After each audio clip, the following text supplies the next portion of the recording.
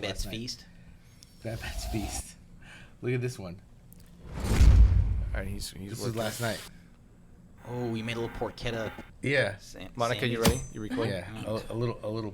I'll tell you what's you in separated there. it, right? You started a new show. Feta. Yeah, dude. Sliced pork, the hot mustard, that You saved it twice. Yeah. feta, different ways. and the sliced Campari tomatoes, and I toasted that sucker. This is the one that you like, Christian. Yeah, that's it.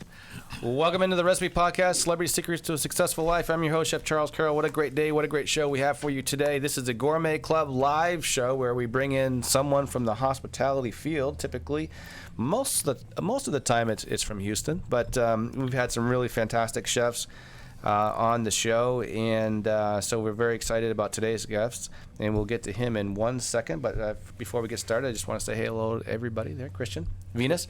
What's going on? Everything's cool? Yep. So Yeah, all right. And we got our birthday girl here, Monica. Hey. Hey, there's a girl. Aaron, thanks for being here again today. You doing all right? Yeah, it's a pleasure. Yeah, it's good to have you, man. We're gonna have to put him on the payroll, huh?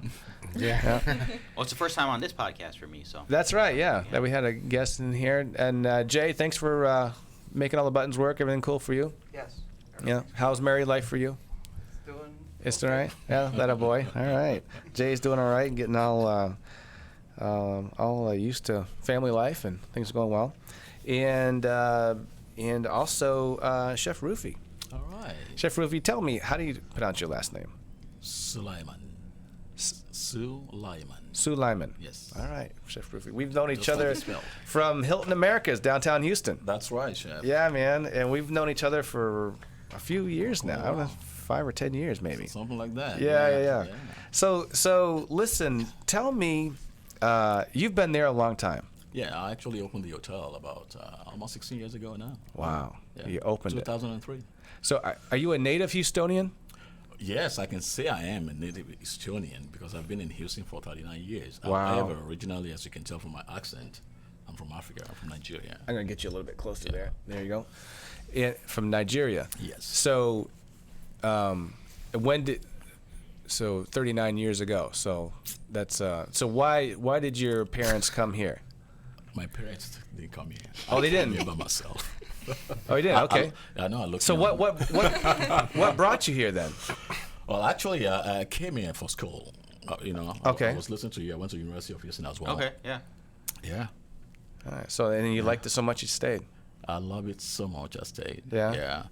I came to the States via England.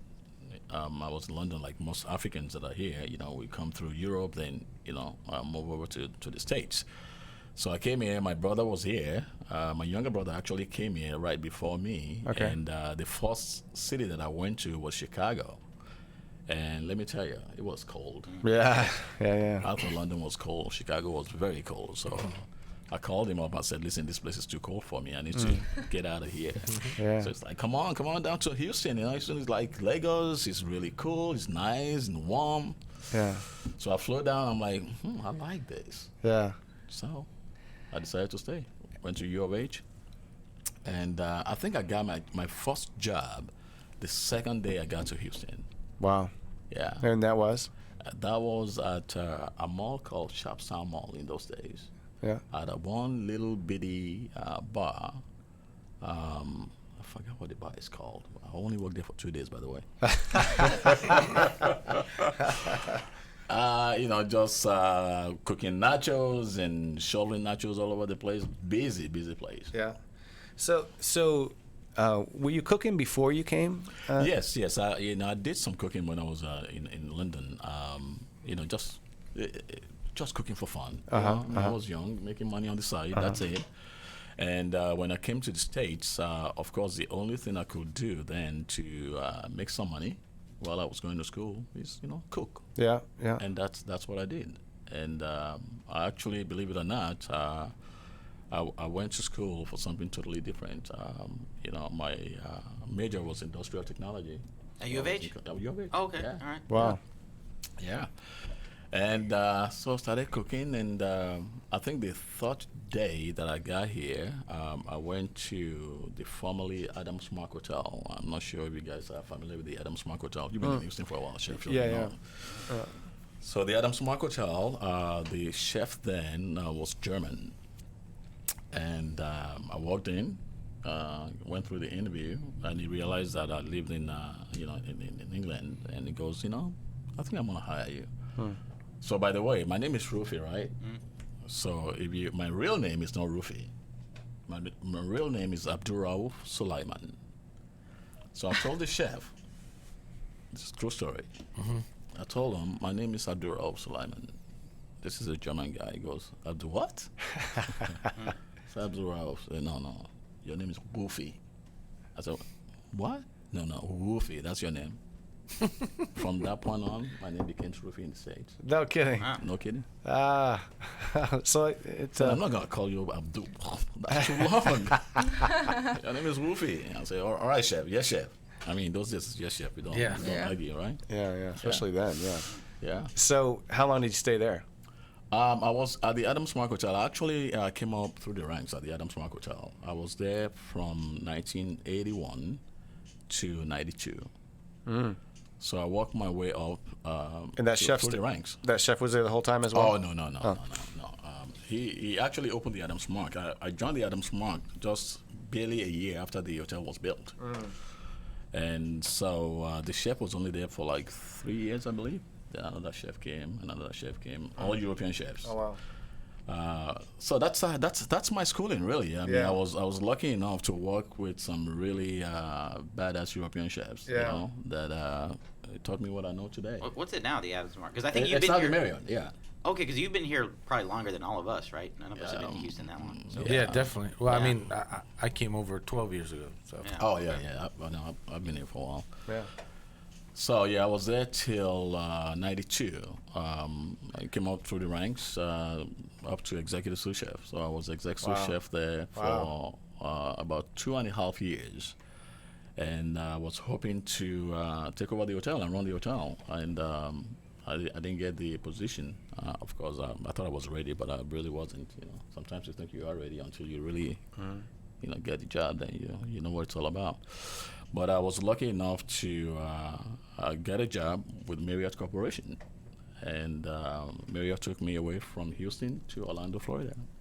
So that was my very first executive chef job, 1992, with the Orlando Airport Marriott.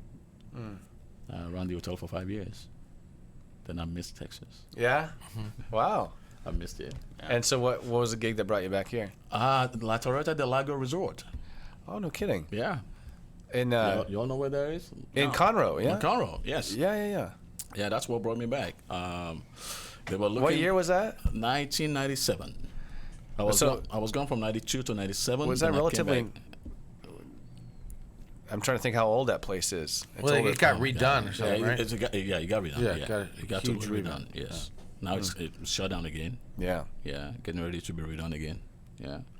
And how long were you there? 5 years. So it's pretty safe to say that first experience was your schooling. Yeah, was your schooling. I mean, Absolutely. and having the opportunity to learn under 5 different European chefs, or 4 or 5, whatever it was the best thing could ever happen to you. Absolutely. Yeah, you get all of their Yeah. experiences. I mean, you know how it is now. I mean, you don't get to do what I've done, the way I came up through the ranks to become an executive chef of this level, of this caliber, in this day and age. You must have gone through culinary school and go through the rigors of culinary school.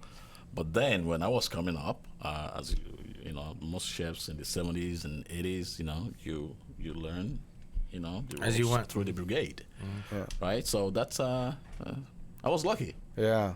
The last of the Mohicans, so to say. Yeah. Well, Yeah. we were just talking about culinary education and where it's going to go now with all these schools shutting down, So I think I said on the show, I was thinking about reprinting one of my the first book, Leadership Lessons. Yeah. And I had a guy that was going to partner with me on it. We were going to do a second edition on it. And I called up Wiley.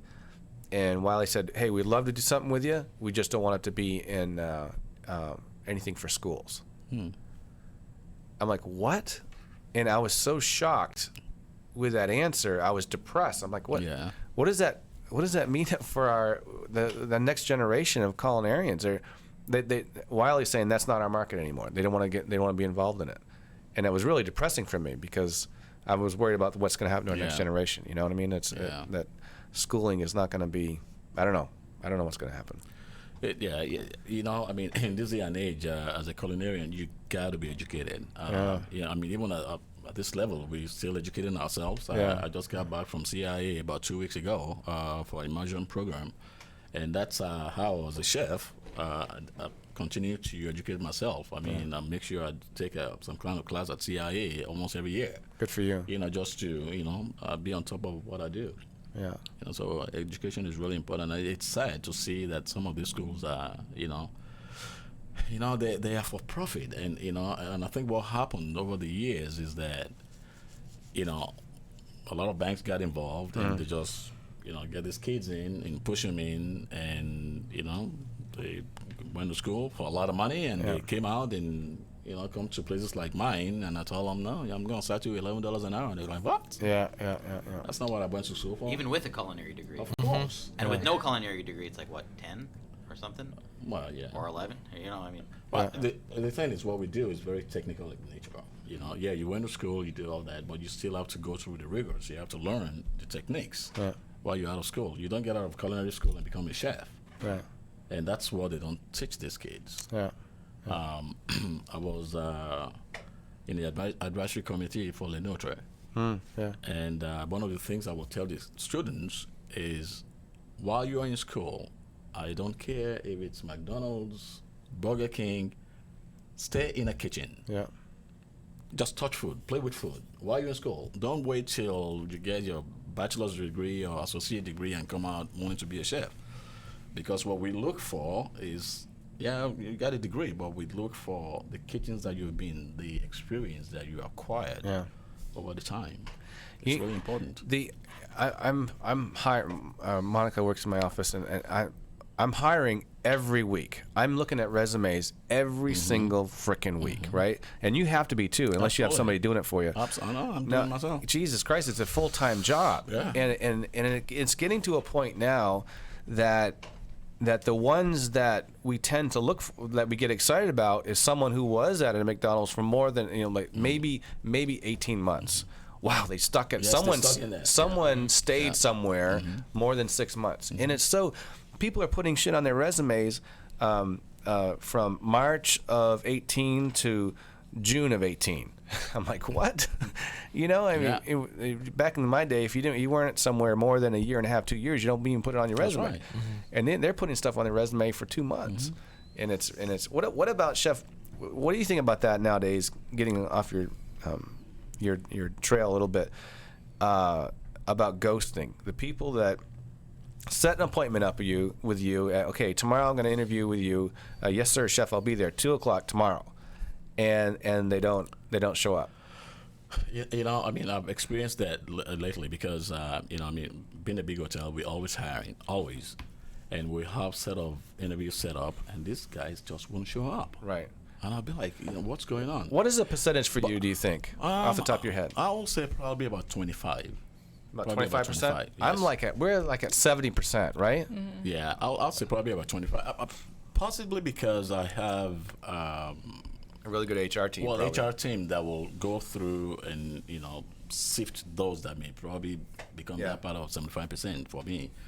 Yeah. But I had this guy about 2 months ago. Applied for banquet cook. I was really excited about the resume, and had him set up for interview. He didn't show up, Yeah. so I called him. Yeah. I called, then picked up the phone. I'm like, yo, bro, you're supposed to be here. What's going on? Oh, chef, I'm sorry, I'll be there tomorrow. I mean, that's strike one right there. Right. But I'm so desperate. Yeah. I need somebody. Yeah. So I said, okay, let's do it tomorrow. And typically, when you come to our kitchen, we have to set everything up for you. You have to cook for us. Even if it's first grade cook, you still have to do something. So we had to redo all this setup for the next day. 10 o'clock. Oh my God. No show. Oh my God. So I called him back again. Oh, chef, I'm sorry. I got another job. That's it. Jesus. Yeah. But isn't that part of the reason that in Houston right now it's so easy to get a job? Oh, yeah. If you want to get a $12 an hour job in yeah. Houston cooking in a kitchen, you can find 10 places. even somebody who doesn't have a lot of experience. And really, it's just a matter of how much the pay is, right? I mean, if you're willing to pay, like some restaurants, one I worked at, the one of the grill cooks was making $28 an hour. Another one's like 22, another one's 14, 15. So if you're willing to pay that kind of money, you'll get quality people, right? That's right. Absolutely. But if you're like, I'm going to pay $11, $12, $13 an hour, it's so easy to find another job to where if I need a weekend off, I might as well just quit my job, Yeah. go take the weekend off and get a new job the next week. Yeah. Why not? Yeah. Yeah, I think we have a couple of things against us in the hotel industry. Yeah. Because when you're looking at cooks, you have hotel cooks, you have restaurant cooks, you have country club cooks, and different. In hotels, we probably don't pay as much as a freestanding restaurant would. Yeah. However, our benefits are phenomenal. Yeah. Right. So in our case, we probably are looking for more of career cooks rather than a cook that just needs a job. Yeah. See, there's difference, Most restaurants, some of these guys they want to make the money and jump from one restaurant to the other, and possibly open their own restaurants one day. In hotels, we're trying to groom you and make you become a sous chef, a chef one day, but you have to go through the grinds. Most of these kids don't have time for that anymore. Yeah. They want to come in, make that money, and get out. Yeah. We've had a tough go at it. We're almost. I think we're almost fully staffed now. Yeah, but- we need like one person. Yeah, so we're very close, but I don't know. It's been rough. What about you, Christian? What about your in your industry? Well, it's similar on my end because you have to look at it when you have an institution like a country club or a hotel and you want to present this benefits package as part of, because they'll talk about compensation as a package, whereas people look at it as a salary or a wage. If you come in with the wage mentality, the package is not interesting to you because you don't need the benefits. Your parents are still carrying you, or you're still maybe living at home. You're not thinking about retirement. I mean, most of us didn't think about retirement until after 30 anyway, so it's the same situation for them.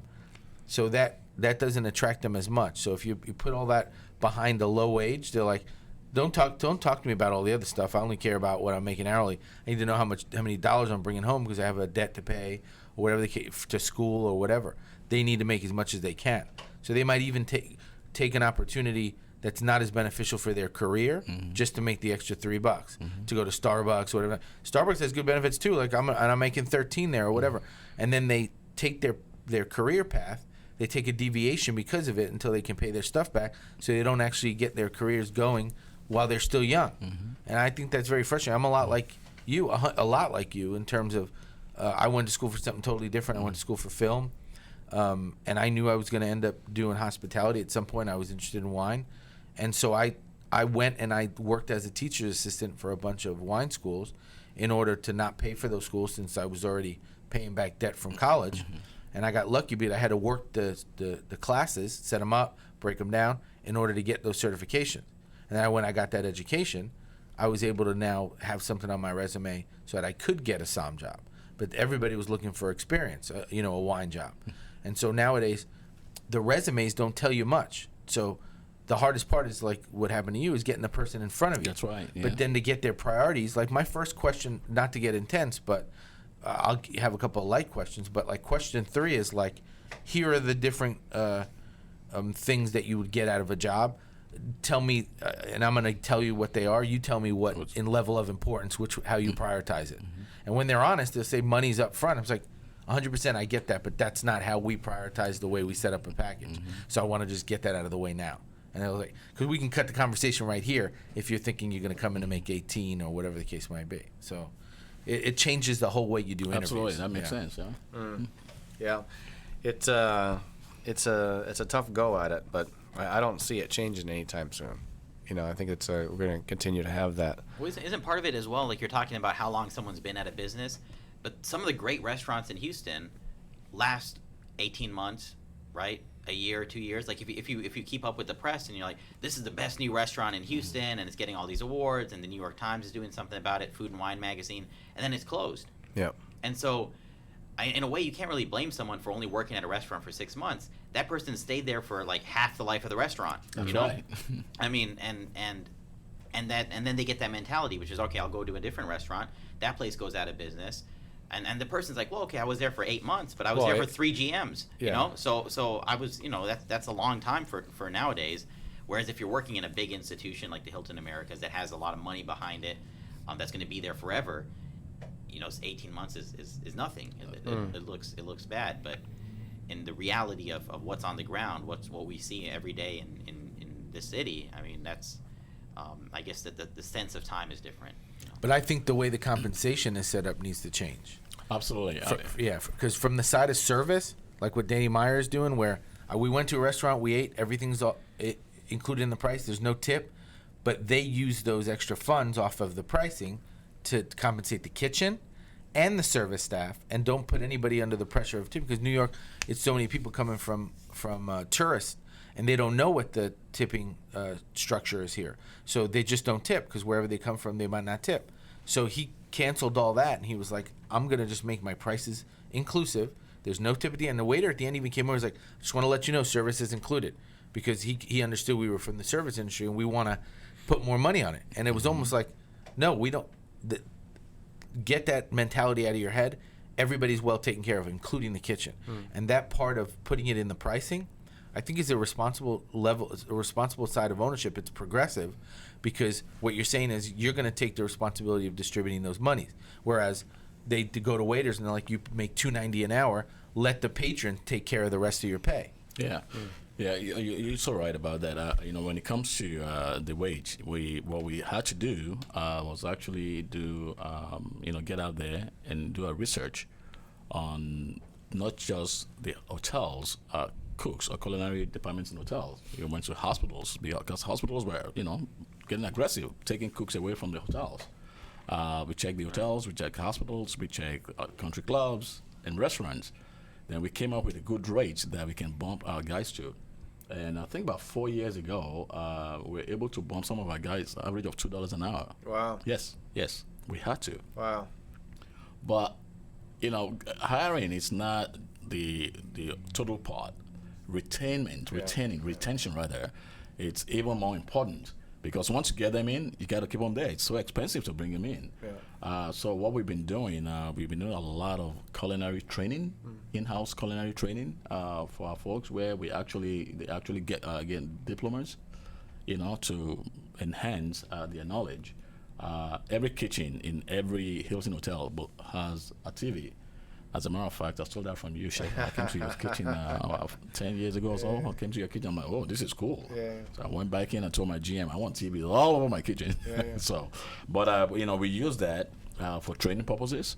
And just keep training, being out there with the guys, showing them different techniques. So now you're doing the training yourself? Yes. Yeah, so you don't have any outside, any particular resources you're using, or what are you using for resources? Well, about 7 years ago, Hilton went into a refocus into F&B, and we hired a corporate chef, Mark Heller, phenomenal, fantastic. You probably know him or heard of him, and he came up with a lot of really cool program for us. And we first of all we chose about 11 chefs out of the country, out of the whole Americas, that we were called C1. I was part of the C1. And basically what we'll do, we'll meet like 3-4 times a year and just come up with ideas on what we need to do to enhance the culinary experience within our company, and what we can do to train our cooks, not just the chefs, but start from the cooks up. And we invested in this program called Lobster Inc. I'm not sure if any Lobster Inc. Yeah. And so we've been using that to do the training, and I will do some workshop at my hotel as well for chefs within my region. Now, did you look at Ruby at the same time? Does Ruby ring a bell to you? No. So it's just Lobster Inc. No, Lobster Inc. Yeah. Well, good on you for that. Yeah, that's exciting. Yeah, it really is, and it shows the cooks too that we invested in them. Yeah. Not just have you come in and work and go home. And they get better at it, and we give them an opportunity. To go for task force assignments in different areas of the country, to be part of some really cool things within the company, like openings and stuff like that. Openings, and just getting out there to help when we have some really cool events going on, or anything I have going on in the city. I bring my cooks with me just so that they can see the experience, understand what's going on out there, and act like chefs. Who do you think what single person other than family do you think had the biggest inspiration on you? Other than family, that's a good question. You know, I have a lot of folks that I've read about or in my lifetime. There's a particular individual in Nigeria. So you wouldn't know this person. Yeah.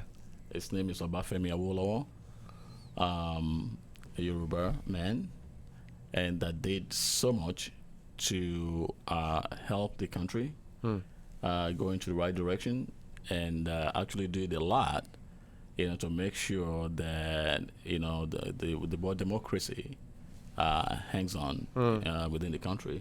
Unfortunately, he died a long time ago, and unfortunately, his dream was not totally realized because Like of cleaning everything up else corruption that's going on. and that kind of stuff. Yes, Yeah, yes, I know what you mean. yeah. So a big inspiration he was, and of course, people talk about other people like Mahatma Gandhi and all those people, but really, one person that really, for me, as a black man in this country, that brings me to tears each time I watch him is Martin Luther King, of course.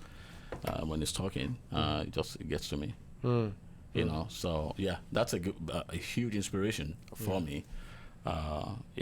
Being where I'm at, sure. at this point, to get out there to the community and trying to, touch as many kids as possible. It's really important for them to see, a different role model. Yeah.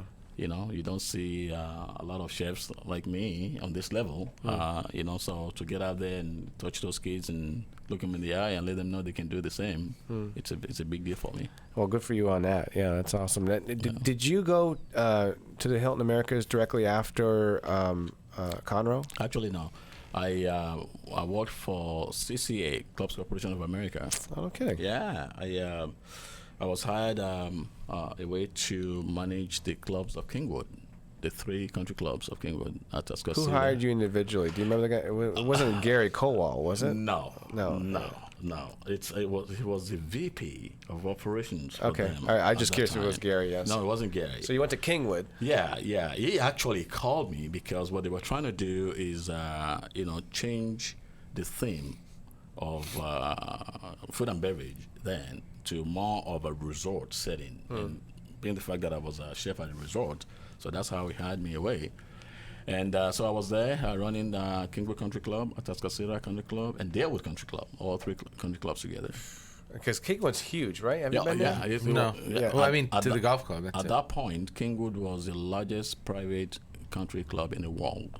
Wow. At that point, about over 10,000 members. Wow. But that was a bit of a job. It was tore me up. How many years were you there? I was there for 2 years. Okay. Then this opportunity opened up, and as a matter of fact, I did not open the Hilton America as the executive chef. I opened it as an executive chef. Okay. They had an executive chef, and they were looking for someone that is really strong in banquet operation, being a convention hotel. So that's how I got there, and got the opportunity to do the menus and just start everything from the scratch. And 10 years ago, in February, I will have taken over as the executive. Wow, congrats on that. So how's it going for you this year? What with the Astros being in the World Series, does that bring a lot more revenue? Are your numbers up? Just can you relate it to Astros? Absolutely, Yeah? absolutely. I mean, we our bars are always packed, because of our close proximity. Yeah. To Astros, the park, and also we have a lot of overnight stays as well. Yeah. So yeah, it's helped. I mean, as a matter of fact, when they went into this series, we were like, oh, all right, high five, come on, Yeah. bring that money. Yeah. Well, I think when so- the hotel opened, wasn't it kind of like a partnership between the city of Houston and It's actually not a partnership. The city owns the hotel. the city owns the hotel, right? Yes. And so when it first opened, I mean, everyone was talking about it as like the shining jewel of the city of Houston. It was sort of like Yes. beginning a new era. That's right. And of course, it still is, right? But now you have the Marquee, you Yes. have, and tons of like these little boutique hotels Yes. opening up. Yes. So are you seeing a big difference, like a change? Like you're not the only game in town anymore. There's competition. Absolutely. I mean, there's competition. Competition is always good for you. It just makes you better. When Marquee opened, of course, we lost some business to them because everybody wants to try the new building and the shiny piece across the street. But one thing that everyone needs to understand also is that the city is smart in building that other hotel because the whole idea is to bring as much business to Houston as possible. Right. In the old days when it was only the Hilton Americas, what we will get when we go out there to look for business, to bring convention into the city is that you guys don't have enough rooms. Only as big as what you have. Exactly. And that's it. Yeah, you don't have enough room. So we have this huge conference center, over 1 million square footage of space that we don't have enough rooms for it. So having the Marriott Marquis on the opposite end of Hilton Americas has done a huge benefit to city of Houston. Wow. Now we're taking a lot of conference that cities like Atlanta, like Chicago will take. I mean, Right. we're in the biz for those conferences now. So, Right. so yeah. To answer your question, initially it was tough, but now we're back to where we were, Yeah. and even better. Tell me your experience over there, Aaron.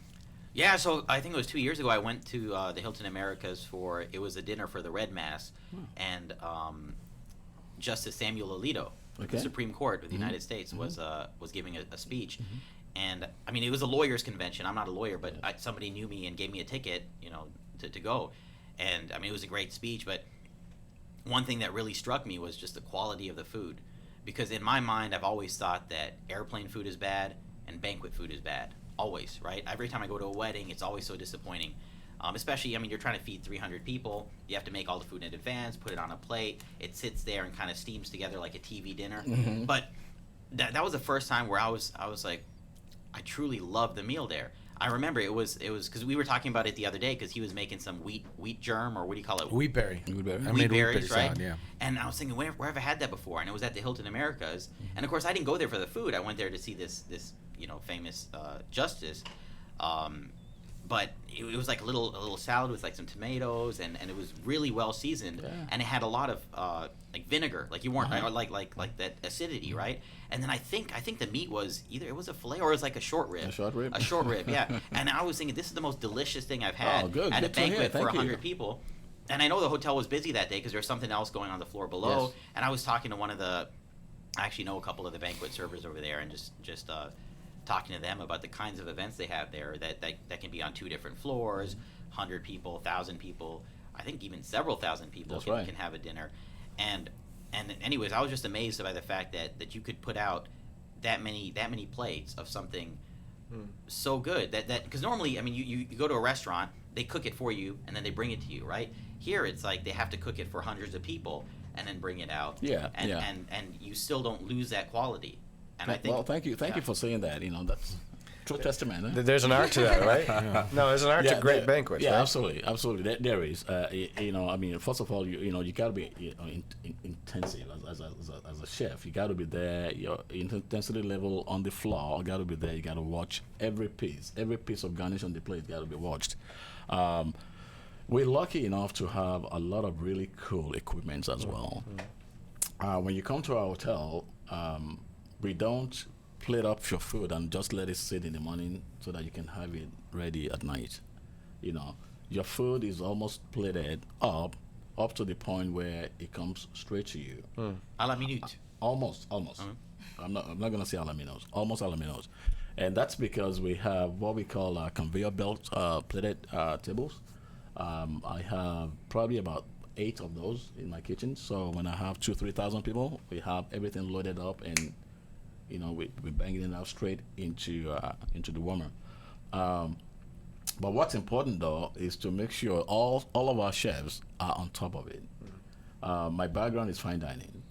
When I was at the Adams Mark Hotel, I was a fine dining chef at the Marker restaurant, which was one of the most popular restaurants in Houston in those days. And all those things that I learned as a fine dining room chef, I took into banquet. And that's why I can say we separate ourselves from a lot of hotel foods that you will see out there. plus, we're an international hotel. Right. We have folks from all over the world coming to the hotel. And let me tell you, especially the Europeans, if the food is not up to par, they're going to let you know. Yeah. They'll let you know. So thank you for that. It's good to hear. Yeah, of course. It's a coincidence, but I mean, I enjoy it. So what's next for the Hilton? Anything new news coming to town for anything new with Hilton going on right now? Any trade secrets? Can't do that. No. Yeah. Yeah. We continue to have this laser focus on food and beverage. As you know, in most hotels, food and beverage is seen as a stepchild that you don't want to deal with because of course we have a high cost in food and beverage versus the rooms. But what Hilton has done is that we've taken a turnaround whereby we're watching everything that we serve. Our banquets, we're going into looking at banquet as a restaurant, as a fine dining room. From service to the food that we provide, to the vessels that we put the food on, to the presentation of the food. How can we do that on a consistent basis? I think the most I've done in one day in that hotel is about 10,000 and change. Food all over the place. That was during Super Bowl 2004. So with that, how do you make sure that every plate looks decadent? Every plate is really nice and good to the eye and tastes well. So that's the challenge that we have now to make sure that we continue with that kind of fine dining level operation to banquet. So. Well, good on you for that. I've enjoyed our relationships over the years. We've sat on a couple panels and had some fun, and it's always cool to pick up the phone and give a chat. I'd love to come down for a tour one day and see all your new toys. But we'll love to do that, Chef. Yeah. You've been an inspiration. I tell you that. Oh, I appreciate that. I know you asked me the question the other time. I didn't want to say that in front of you, but I will say it. No, seriously, you have been. When you and I met at a panel, I believe. Yeah. And when I learned who you were, and you were very welcoming, very approachable, and that was really cool. Then you called me up. Yeah. That was a big deal for me. Yeah. So thank you for the opportunity. Well, thanks for that. I know it's real cool to know you over these years. So, one last question, Chef. Your cooler at home is full of every food that you know. What are you cooking for dinner tonight? Okay, well, I'm not going to be cooking for dinner tonight because I'm going to be at work. I'm going to work right now. But what am I going to be cooking for Thanksgiving? That's one day that I cook a lot. Everybody comes to my house on Thanksgiving. Awesome. So this year, you were talking about braised short rib, right? Yeah. I think that's one thing that we're known for at the Hilton Americas. Yeah, I don't think anybody can beat my short rib except for Chef here, of course. So my family has been asking me to do that short rib for them, so I'm going to do the short rib, with the turkey and all those things, of course.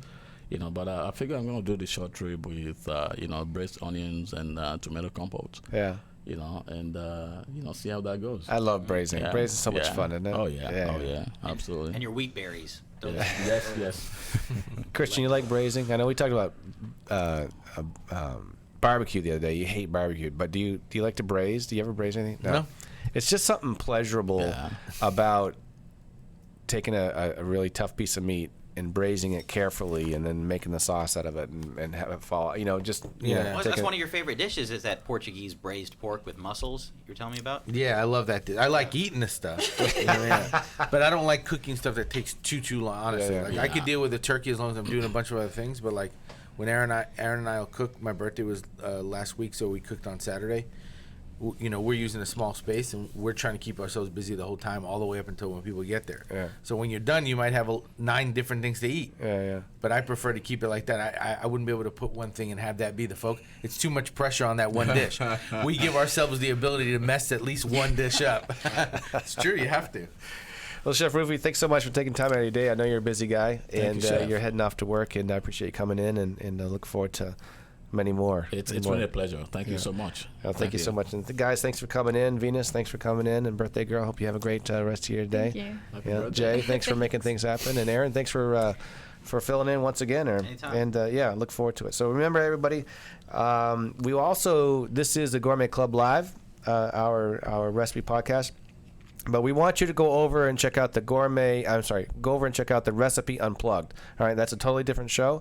That's usually with our comedian Eric Knowles, and that's where we usually talk about daily events or whatever's going on in the week. So go check out that show. That is the Recipe Unplugged. There's 2 different shows. So I appreciate that very much, and we look forward to seeing you next time. Remember, you're especially great. Get off your ass and do something today. See you next time. Bye.